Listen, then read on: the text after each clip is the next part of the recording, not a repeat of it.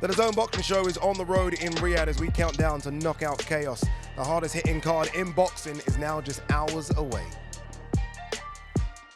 Here we go. Look, it's been an incredible fight week. We've all been excited a bit. We've been following the journey. We've been here for every single day, and we're nearly there. We're nearly there for Anthony Joshua versus Francis Ngannou. What a week it's been. Incredible. It really has. It's been from the first day, from the grand arrivals, which were fantastic itself.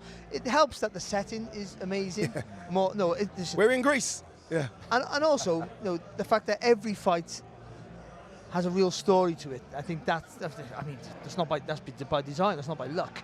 But that just makes everything just so much more big. And maybe one of the biggest shows I've ever been to, because it's the stage here. Every fight's intriguing. Quite a lot of the fights are step up for the one opponent, and then maybe the last chance for the other one. So it's just been fantastic so far. Yeah, I mean, look, the story of the week has to be Francis Ngannou, right? We've heard so much about his story and his incredible story, and what he's trying to do on Friday is just, it's kind of insane if you think about it. Insane. Because you're stepping your toes into the big boy league against the very best in the big boy league. Twice. It's once wasn't enough, let's go again. Yeah, it's remarkable. It really is. But we've heard about the story. If you need reminding what he went through in Cameroon to get to France, to always wanted to be a boxer, then, ended up in MMA, and now he's finally here for the second time as a professional boxer. The story's unbelievable. For the romantics out there, and I've said this a lot this week, they feel something's going to happen here. And you only have to look at Ngannou, the physical strength of the man, the way he punches, how hard he punches. He dropped Tyson Fury, the lineal heavyweight champion of the world. And I've said this a couple of times as well, it's the same shot, a similar shot to what Andy Ruiz caught AJ with. So if you start looking at all of those, putting those ingredients in a pot, stirring it, could there be an unbelievable story? Could there be a Francis Ngannou victory? I would say not, but it really has been a special week, and we got something special Friday night. It certainly has. I mean, you touched on his remarkable story here. Let's show you a snippet just of what Mr. Francis Ngannou has been through in his life. The Predator, Francis! Wow! Good left hook from Ngannou. Ngannou finding some big shots out of nowhere. Still plenty of fight in the man from Cameroon. Big shot from Ngannou, who dances after his success. Unbelievable scenes.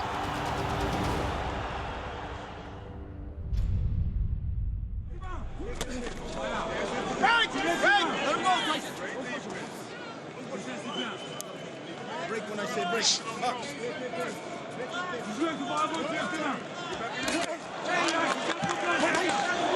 Oh, big shot from Ngannou, who dances after his success. And suddenly, we have a fight. Wow! Tyson Fury down against Francis Ngannou. Unbelievable scenes. Tyson Fury underestimated Francis and didn't do his homework, didn't look him up, and just kind of was like, oh, this is just a payday. I'm gonna beat this MMA fighter up. I don't think he took it seriously. And that's why he was able to shock Tyson Fury and put him on his back. It really is amazing to see Francis, in these big events with all this fanfare and all these eyes and all this attention on him. Because you've got to imagine how far removed that is from his early life.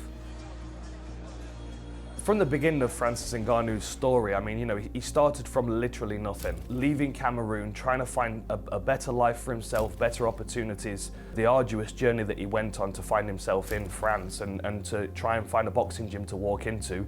This man has overcome so much. He's working in the sand mines in Cameroon for like $1 a day, and then he escapes and he's put in detention centers, and he almost dies multiple times because he's on a raft and he's in the middle of nowhere. He's in Morocco, and then he's in Spain, and then he makes it to France. Like, the idea that this guy is even here, thriving, now as one of the most famous athletes in the world, is unfathomable. Yes, it was hard, not a good memories. I would say I'm grateful of the life that I had, of the path that I have, even though it was tough, but he led me here.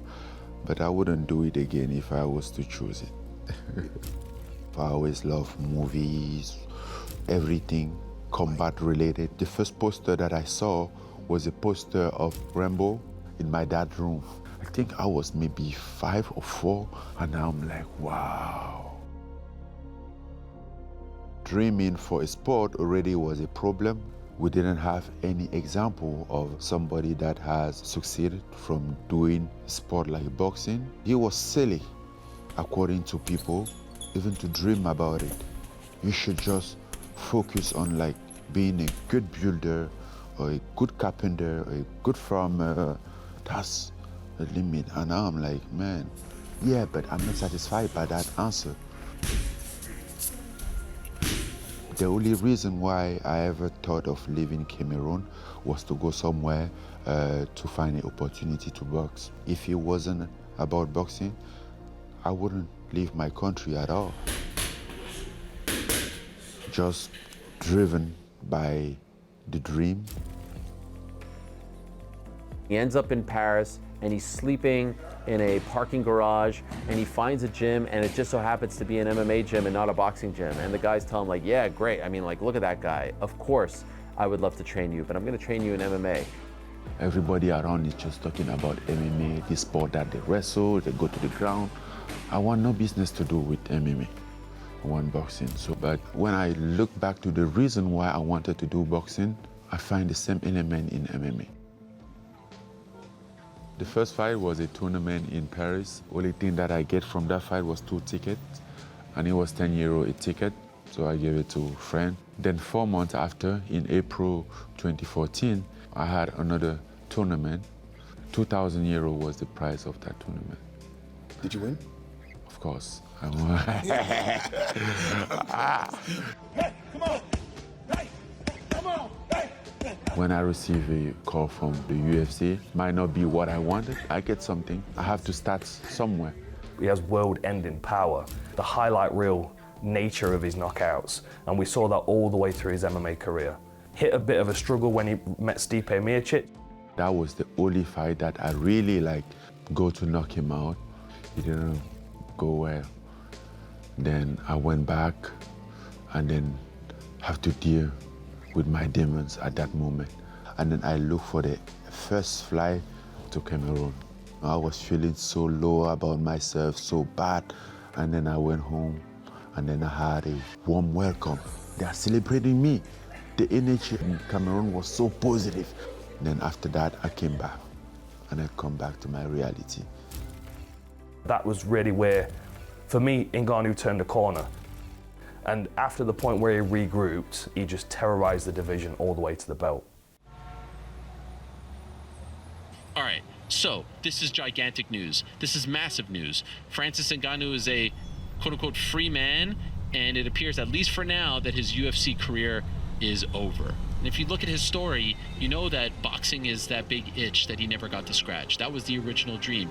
People don't relinquish their heavyweight title in the UFC and venture into free agency without any idea of where they're going to go. And to be able to then step into heavyweight boxing on the platform that he did and do what he did, he turned the world upside down in that moment.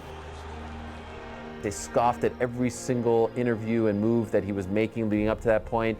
And he gets the PFL deal and people are still scoffing. And then he gets the Tyson Fury fight and people are still scoffing. You guys not realize what this man has been through? His whole life has been following his dreams and overcoming the odds. And he prepares for the Fury fight, and what are they saying? You see that guy on the mitts? That's an amateur. He doesn't know what he's doing. This is gonna be embarrassing. Fury's gonna mop the floor with him. And then of course what happens?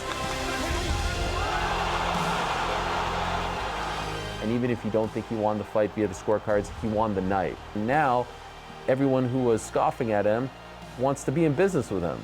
You know, shout out to my friend Eddie Hearn. He was scoffing at him beforehand, and after that fight, he says, let's do the Ngannou-Joshua fight. I mean, how could you not smile? That's a beautiful thing. It's my game. It's gonna end on my way as I decide. I just go out to have fun, and great things happen.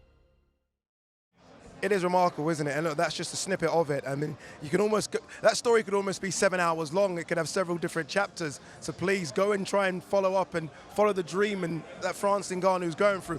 What a man, Barry. To be the very best at your second choice, let's sink in for a while. Your second choice of what you want, no, you want to be a boxer, and then you end up in MMA and you're the very, very best at that. That's just crazy. Nuts.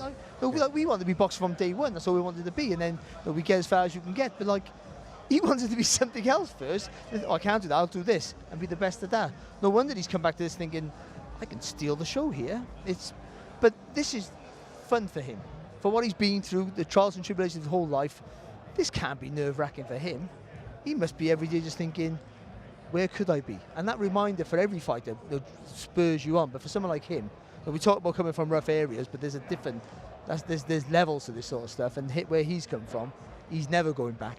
And he's making sure with every performance he puts on. And if the Fury performance is anything to go by, and if he's improved, then Anthony Joshua might just have some trouble. Yeah, he might, but we are seeing, I think a new Anthony Joshua in 2023, right? I mean, it's difficult because Alexander Usyk, I think, could be the best heavyweight we've seen in years.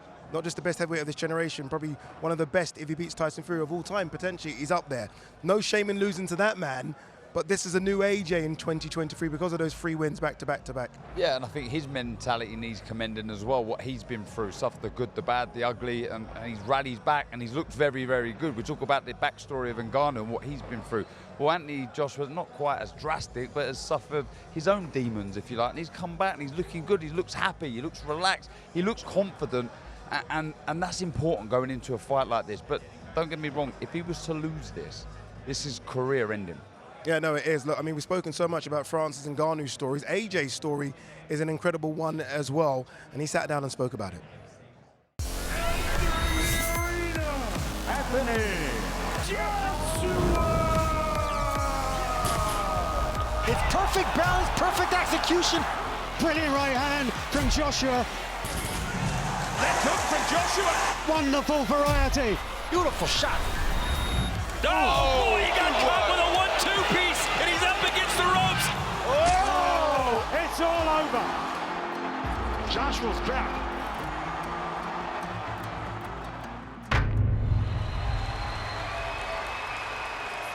And Victor Feschenko scores it 116 to 112 for the winner by split decision.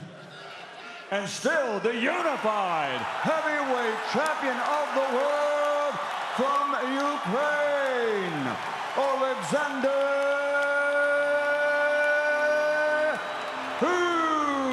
Usyk. Even talking about it now, it just makes me feel like chokes up a bit. I wasn't supposed to lose in my head, and it just hurt the defeat. I think he's really angry. I think he felt he won that fight tonight. I think he did all he could. When you put everything into something, and what I gave wasn't enough, it's not easy. There's no silver medal in boxing. The only thing we get credit for is winning. On that night, a second defeat by the same fighter, and I thought this might be the end of him at this highest level. If we look back at his behaviour after the second fight against Alexander Usyk, when he was criticised for what he did in the ring with the belts and what he was saying, I think it's clear that it's been really difficult psychologically for Anthony Joshua. How did you beat me? Let's do this. How? It was a mad time for him because he's thinking, do I get back to the pinnacle of the heavyweight division? Why am I getting beat by a guy who's half my size? After the aftermath, it's done. I lost, but I still have so much to gain. I came back to the UK for Christmas, and then early Jan, we ended up going to Dallas, Texas to meet with Derek James. He's experienced absolutely everything the boxing can throw at you. He's had setbacks, the likes of the Andy Ruiz fight, now the Alexander Usyk fight. Everybody writes him off and says he's done. This lad is basically still a novice when it comes to boxing terms. I think he's had about 50 fights, 60 fights in his whole life. He's bypassed so many levels because of athletically, he's just so good. World Championship silver medalist, Olympic gold medalist, unified heavyweight champion. It's insane. A peak AJ was probably the Vladimir Klitschko fight. It was phenomenal. Nearly ripped Vladimir Klitschko's head off with an uppercut. I think it was in the picture where the neck stretches about 3 foot. You look at Anthony Joshua there and you go, do you know what? After that fight, you pretty much ticked every box. AJ's speed and development has gone so fast. He's always going to be playing catch up with the actual boxing experience, because it's only them rounds of and years of being in the gym that allows you to gain that experience, and he's getting it now. And now entering the arena, AJ Anthony Joshua! The 3 performances of Joshua across 2023, I think signal that he's coming back to something like his best. Good right hand behind it. He was heavily criticised for his performance first time out against Jermaine Franklin in London, the tough American. I think that's a performance that might actually age well. Good uppercut. Oh, tremendous left uppercut. Wonderful variety. I always felt like stamina was one of the issues that I was facing. So, you know, for me personally, to go and get 12 rounds under my belt was really good. It gave me confidence that my stamina's improving and I'm ready to now let my hands go. And even if it goes 12 rounds, I have no worries. Anthony Joshua! He boxed really well, I thought, but he didn't show any improvement on his mindset, and that was to step in with the jab. And I've seen this to Joshua for all the time. The jab wins him the fight.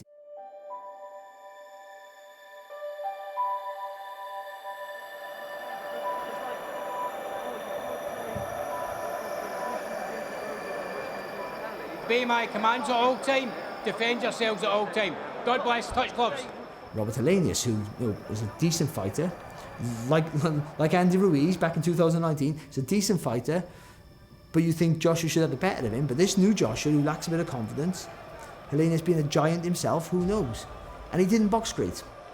It was a little tentative at times against Helenius. It was a little bit like, are we going to see another one of those performances?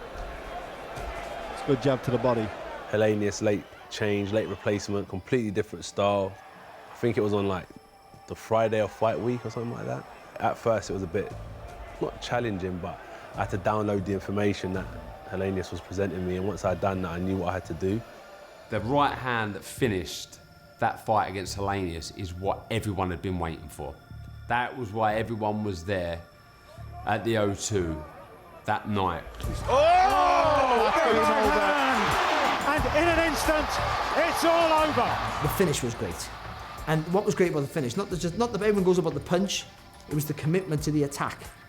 And listening to Derek James, he jabbed up, jabbed down, took the step with the front foot, and then threw the right hand right through his head and knocked him spark out. And I thought, he believes he can do it now.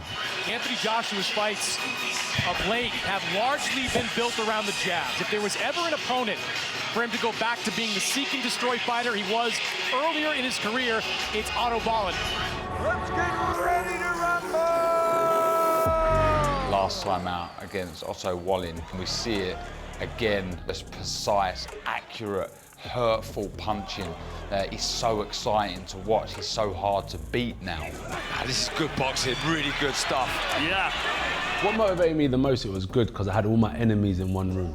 Promoters that had come together that had trash talked me, journalists that had come together because they trash talked me, fighters had to come together that had trash talked me. So I was motivated to make my mark and stump my ground that day, to let them know I'm the king of the heavyweight division. That's that right hand to the body. It's a lovely shot. Well, against Otto Wallin, he grabbed the fight by the scruff of the neck. He got straight to the centre of the ring and he backed up exactly what he was saying in the build-up. That he was going to bully, he was going to outgun, and he'd done that. After that Helenius knockout, we would just see an Anthony Joshua back to the old mentality, style of fighting, if you like. Oh, boy, he got caught with a 1-2 piece, and he's up against the ropes. It was the first time for a long time that I thought, yeah, this is Anthony Joshua. This is not the guy we've seen the last few years masquerading as Anthony Joshua. This is him. And I thought it was a fantastic performance from the first round to the finish. He was just on that seek and destroy. I'm going to knock you out. I'm back. Confidence is there. Nobody's stopping me now. I'm levels above you. And it really, really turned some heads. Oh, it's over.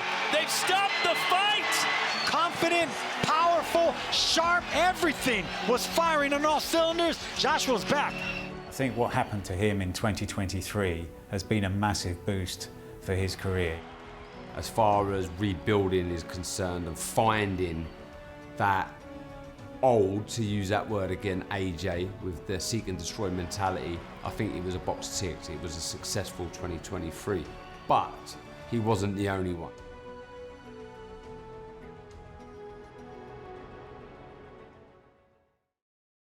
See you guys there making your acting debuts in that story. Part of that story is Ben Davison.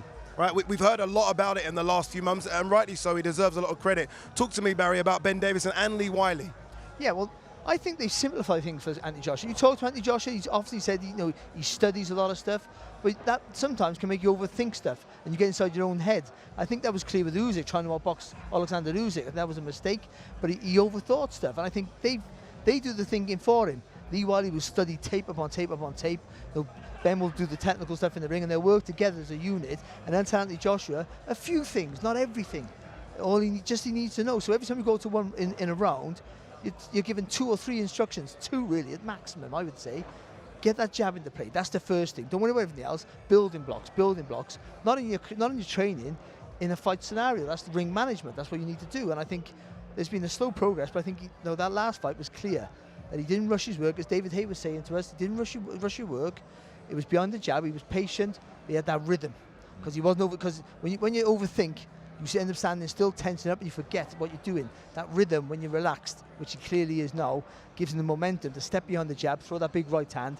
It's simple, but massively effective, and that's what made Anthony Joshua a world champion. That style, and it might just do it again. Some fighters hate fight week, right? I've been lucky enough to sit with fighters who just want Friday or Saturday to come. They just want it here now. Anthony Joshua's been one of those fighters that don't like fight week either. He seems to be enjoying this fight week, though. I feel like I'm seeing a smile on his face. He's giving everyone time. He's sitting down for interviews. That's not normally AJ. No, he does. Like I said previously, he's happy. I wouldn't quite say content, but he's not far from being quite that. I mean, he's in a good place, and that's important. There is a lot of pressure, a lot of expectation on him to deliver on fight night, but like I say, he's in a good place. He's got a great team, as Barry says. The chemistry between the two is exceptional for such early days, and that's going to be important as well, not just for this fight, but potentially, and maybe I'm getting a bit carried away here and predicting an AJ win, but that chemistry, that relationship between coach and fighter are so important in those massive occasions. Here's a reminder of what's coming your way on Friday night. 4 fights are available free to air from 3 o'clock in the UK. We kick things off with Andre Nowitzki taking on Juan Torres. Ziad Almayuf will take on Christian Lopez Flores. Then we move to the heavyweight division. Tyson Fury's brother Roman Fury will take on Martin Svark. And in the super welterweight division, Jack McGann will take on Luis Green. The main broadcast begins at 6 o'clock with Justice Hooney taking on Kevin Lerena. Gavin Gwynn will take on Mark Chamberlain. They fight for the WBA International Lightweight Championship. The WBA World Super Welterweight title is up for grabs. Israel Madrimov will take on Magomed Kurbanov. At the WBC World Featherweight strap up for grabs as well. Ray Vargas, the champion, will take on the challenger Nick Bull. We then move to the co-main event. A great fight, this one. The interim WBO World Heavyweight title up for grabs. Yili Zhang will take on Joseph Parker. And then the main event, Anthony Joshua, 2-time former unified heavyweight champion of the world, will take on former UFC heavyweight champion Francis the Predator Ngannou. You know what, as I read out that fight card, I just realized how much I love it. Honestly, I do. I mean, Justice Hooney versus Kevin Lerena. Absolutely love that fight. Absolutely. Madrimov versus Kurbanov. These are fights, I mean, we've not got to the main portion of the card yet. These are 2, if you like, undercard fights that I'm in love with. Let alone Yili Zhang versus Joseph Parker and AJ versus Ngannou. As a fight fan, this just delivers in every way, shape and form. It does, and Friday night's card is pretty much established fighters versus people who want to take the next step. Yeah. So, that's solid. Have a look at it. It is. It really is, isn't it? And you just tend to think, that the prospects or the ones with the people think more potential, if they can make that next step, and it's a big step for a lot of them, then they're shooting to the stars. But the guys who they're up against are not past their best. They're nowhere near past their best. They're not. Gavin Gwynn, an example for one of there. With Mark Chamberlain. I think he's still in his prime here. So you're not getting a guy on his way out. You're getting a guy who's looking to go on himself, and that's what makes it fascinating and risky for everybody involved. But that's what boxing should be. That's what boxing used to be back when I was a baby, in the 1920s. But I think but it's important for the sport to grow that way. The competitive fights bring people eyes to watch it, bring people on their seats, bring the big crowds there. But we say all the cards fantastic, and it's one of the best cards. But everyone's there for that just a crazy fight of Joshua and Ngannou. And if I'm a fighter on this card, Darren, I'm thinking of May 18th. I know it's a short way away, but look, if you come through unscathed very quickly, I'm thinking of June 1st, potentially other cards in August and September as well. It is almost that winner stays on. You perform well, you stay on, you win, you definitely stay on. Yeah, we see it with Parker, but I don't think it's about just winning on these shows. You want to look good. You want to make a statement. You want to secure that spot on the next show because they're massive. This is what dreams are made of, the magnitude of these events. You know, as a young kid, I could only ever dreamt of something like this. To be involved in this is special. So for a fighter, it's so important. You get the win, yes, but you try your best to look good. It's weird how time changes everything. I spoke to Anthony Joshua about 4 months ago and I asked him about Tyson Fury versus Francis Ngannou, and he called it a gimmick fight. All of a sudden, you look at the world's media that have been here throughout the week, the amount of boxers that are here, fight fans that have traveled from all over the world to be here.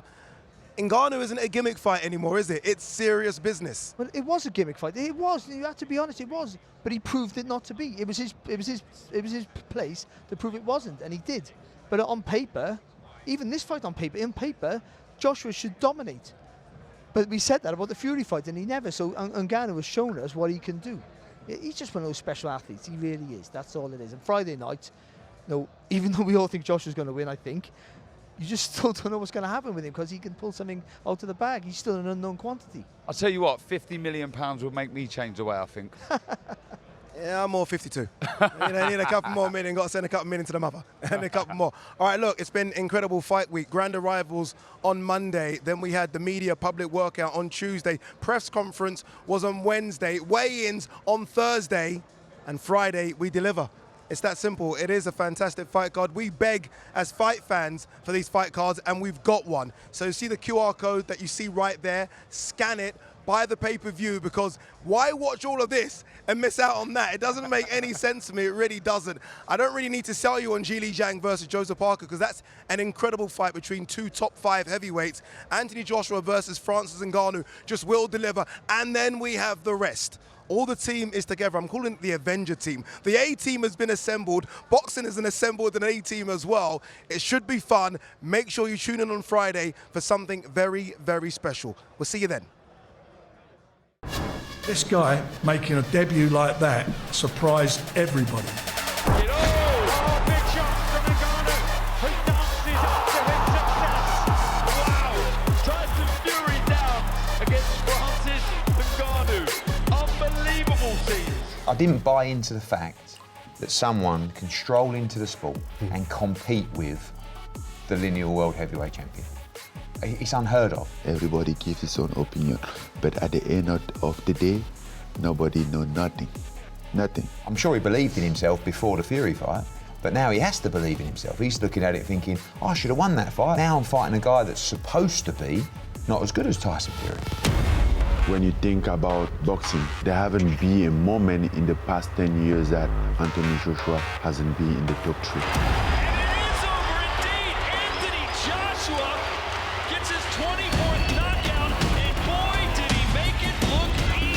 Seen people like him many a times before, but it's just his mind that I'll have to conquer in the ring. I heard that he doesn't have a chin. I don't know if it's true or not. I hope I had an opportunity to test that out. It's going to be explosive. You have to take someone's soul, you have to take their spirit, and I'm looking forward to the challenge for sure. Maybe I will do something that nobody have done before. These big guys get in the ring, they throw bombs, one of them lands, it's all over. Styles make fights. Me and Fury are completely different. I know who I am, and I know what I have to do. Just driven by the dream, the statement that I want to make. It's 30 minutes of focus, and my mind will be locked in and ready to do the job. This is just what boxing fans have been crying out for years. And if you're a boxing fan, you're in boxing heaven.